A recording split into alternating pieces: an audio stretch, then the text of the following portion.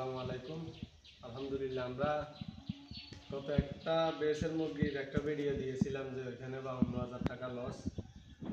তো ভাবছিলাম এই সপ্তাহে কিছু লাভ হবে বা এটা নিয়ে একটা ভিডিও দিব। তো লাভ লসের বিষয়টা নিয়ে এখন ভিডিও, তবে লাভ হয় নাই, এটাতেও লস হয়েছে। আমি এটার খরচটা আর বিক্রির বিষয়টা নিয়ে একটু বলি। আমার খাদ্য গেছে 135 ব্যাগ, বাচ্চা ছিল 3,000। 135 ব্যাগে প্রায় 4,72,500 টাকা আমার খরচ হয়েছে। বাচ্চা 3,053 টাকা করে কেনা ছিল, 1,59,000 টাকা বাচ্চা। ওষুধে আসছে 22,000 টাকা। এরপরে লেবার বিল দিলাম, যাতে আমরা নিজেও আসিলাম, লোকও আসিল, 10,000 টাকা দিলাম লেবার বিল, আরও বেশি হয়ে গেছে। এরপরে এই শার্টটা কিন্তু বাড়া, এখানে একসাথে দুইটা শার্ট, 3,000 মুরগির শার্ট। তো এটা ঘর ভাড়া, এরপরে যে কারেন্ট বিল মিলিয়ে দিলাম 25,000, কারণ প্রায় 1.5 মাস 2 মাস লাগে একটা বেচ যাইতে। মানে এক বেচ 30 দিন 32 দিনে মুরগি বিক্রি করি, কিন্তু শার্ট গ্যাপ দেওয়া লাগে বা বিভিন্ন এর কারণে প্রায় 2 মাসই লাগে। আছে এরপরে হচ্ছে লিটার, যে কাঠের গুঁড়া যেগুলো দেয় ওইগুলো 7,500 টাকার উপরে গেছে। আবার আমাদের ভাড়াটা লাগে না, তাতে আমাদের নিজের অটো আছে, এই কারণে ভাড়া লাগে না, নাহলে কিন্তু এখানে প্রায় ভাড়া অনেক টাকা লাগতো। তো সব কিছু মিলাই আমার টোটাল 6,96,000 টাকা আমার এই শার্টটায় খরচ হয়েছে। তো দুঃখের বিষয় হচ্ছে মুরগির বাজার একবারে কমে গেছিল।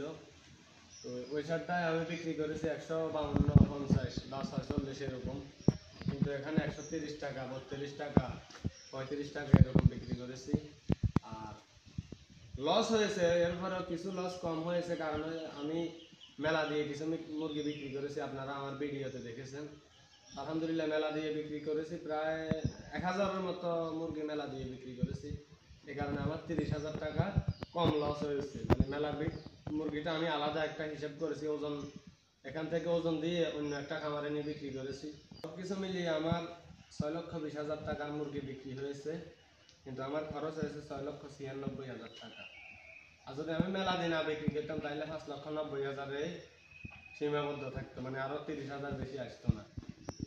যাই হোক, এরপরে আমি টোটাল হিসাবে 76,000 টাকা লস হয়েছে। এরপরেও কিছু করার নাই, বাচ্চার দাম বেশি ছিল, বাচ্চাগুলো 53 টাকা বা আগেরগুলো ছিল 69 টাকা।